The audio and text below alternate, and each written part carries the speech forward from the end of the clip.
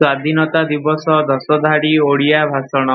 ସମ୍ମାନନୀୟ ସଭାପତି ମହୋଦୟ, ପୂଜ୍ୟ ଗୁରୁଜୀ ଓ ଗୁରୁମା ବୃନ୍ଦ ତଥା ମୋର ଛୋଟ ବଡ଼ ଭାଇ ଭଉଣୀ ଓ ମୋର ସହପାଠୀଗଣ, ଆଜି ହେଉଛି ଅଗଷ୍ଟ ମାସ 15 ତାରିଖ।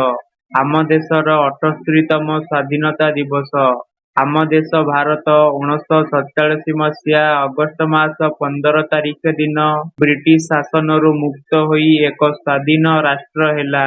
ସେବେଠାରୁ ଭାରତୀୟମାନେ ଏହି ଦିନକୁ ସ୍ୱାଧୀନତା ଦିବସ ଭାବରେ ପାଳନ କରି ଆସୁଛନ୍ତି। ଆମ ଦେଶ ଭାରତକୁ ସ୍ୱାଧୀନ କରିବାରେ ବହୁତ ସ୍ୱାଧୀନତା ସଂଗ୍ରାମୀମାନଙ୍କର ଅବଦାନ ରହିଛି।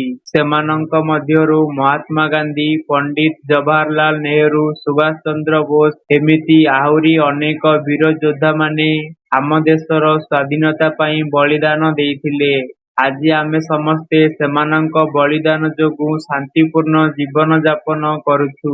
ଆମେ ବହୁତ ଭାଗ୍ୟବାନ ଯେ ଏକ ମୁକ୍ତ ଦେଶରେ ଜନ୍ମ ହୋଇଛୁ ଏବଂ ଆମର ନିଜର ମୌଳିକ ଅଧିକାର ଅଛି। ଏହି ଦିବସକୁ ଅତି ଆନନ୍ଦ ଓ ଉତ୍ସାହରେ ପାଳନ କରିବା ସହିତ ଆମ ଦେଶକୁ ସ୍ୱଚ୍ଛ, ସୁନ୍ଦର ଏବଂ ସୁରକ୍ଷିତ ରଖିବା ପାଇଁ ଶପଥ ନେବା। ମୁଁ ଏତିକି କହି ମୋର ବକ୍ତବ୍ୟ ସମାପ୍ତ କରୁଛି। ଜୟ ହିନ୍ଦ।